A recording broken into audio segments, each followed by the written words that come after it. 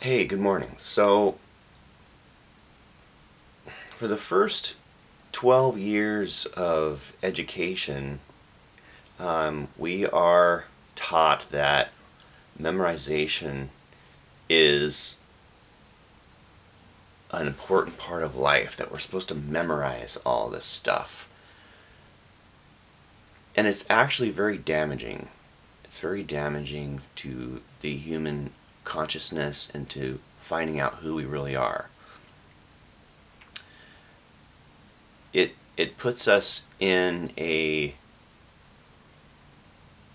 place in life that becomes very confusing, that we are just one of quite a few cogs in a wheel, and we're all we're all to be judged based on how much we memorized, how much we know, when it's actually what we search out on our own and we find out for ourselves by looking for ourselves. That's what's important. And noticing things like synchronicities, noticing things for yourself without putting all these words and all these theories and whatever on it that you've learned your whole life, thinking that that is the truth.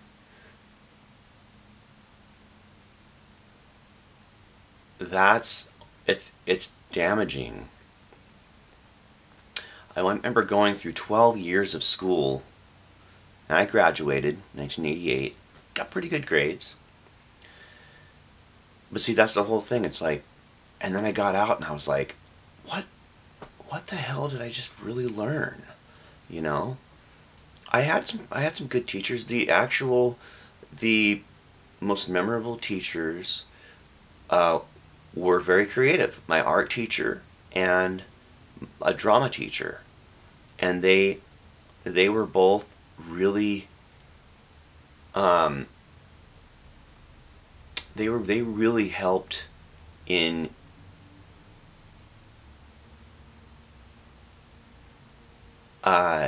making sure that I understood that being creative and being open and not fearing was really important.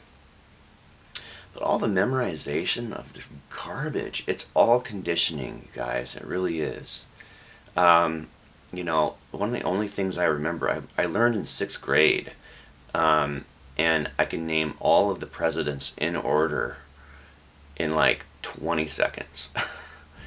I know you guys are going like, oh, come on, do it. Maybe I will sometime, but not right now. Anyway, I think it's important to, learn to read, write, basic math. I mean, there's the people that in the course of history, learning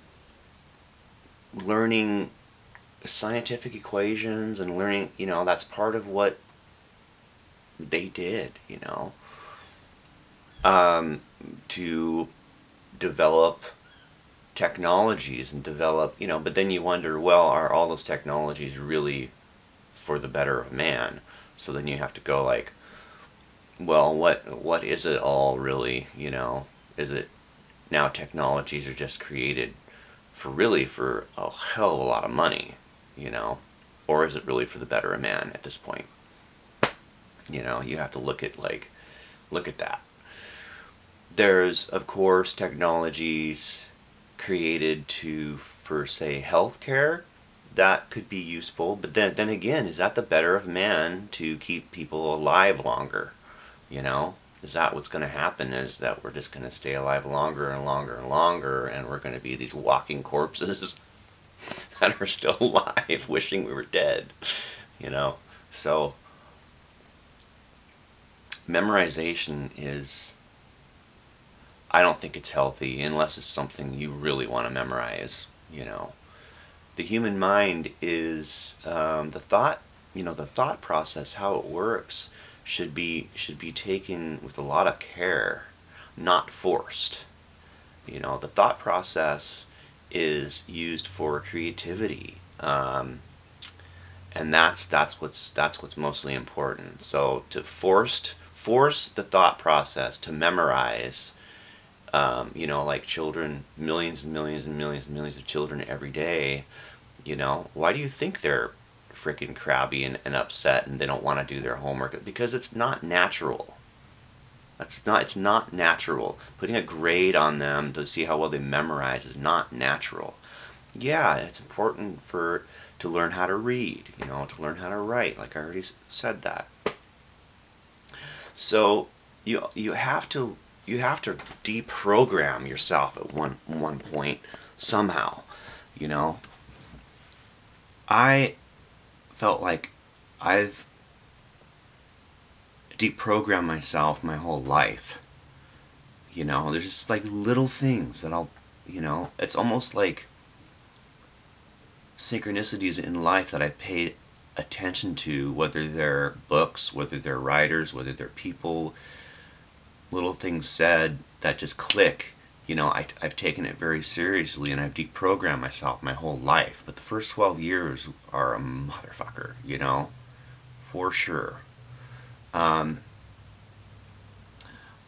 to read, a good way to deprogram yourself if you feel a lot of anxiety and a lot of frustration and a lot of anger, depression, whatever, go into some Eastern philosophy. Not religion, you don't have to practice religion as much, but, Zen. Listen to some videos about the Tao Te Ching, Tao Teching.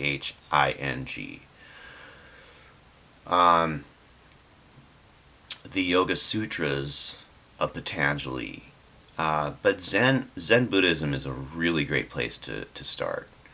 It's very basic. It's just very real, and you look at life, and you most likely will have a spiritual awakening because you'll notice things in a more real perspective.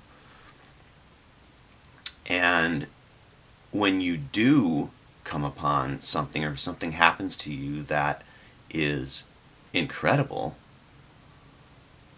that can fall into the realm of a synchronicity, an insight, or whatever you want to call it, you'll take it seriously, and the curiosity will, be part of it. It's part of you finding things for yourself. I think so many things in life, it's like what somebody else a long time ago thought of, and they wrote down, and they thought everybody should know it, and and then at this point in life, it's like you're just doing what everybody else has already done. That's how boring is that? But now to the point where to even have a roof over our head, we have to follow somebody else's ridiculous structure. So the more we can find out who we are and discover things for ourselves and follow that, you can be personally successful. You can be very successful. Kurt is a perfect example.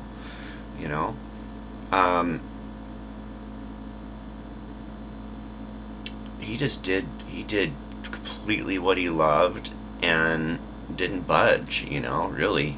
I mean, and extreme success can come out of it. So being creative, whether it's creating inventions, whether it's creating music, art, poetry, writing,